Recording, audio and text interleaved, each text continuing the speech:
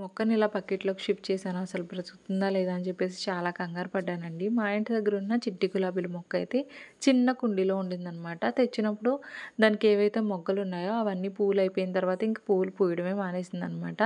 ఈ కుండీ ఏదైతే ఉందో చిన్నదయిపోవడం వల్ల అది పూలు పూయట్లేదేమో అని చెప్పేసి నా దగ్గర ఉన్న ఒక బకెట్‌లో అయితే గడ్డి మొక్కలయితే పెట్టాననమాట. గడ్డి గులాబీలు. అవన్నీ కూడా తీసేసి ఆ బకెట్‌లో ఉన్న మొత్తం మట్టి అంతా బయటికి తీసి ఈ కుండీలో ఉన్న మొక్కనైతే తీసుకొచ్చి అందులో అయితే పెట్టాననమాట.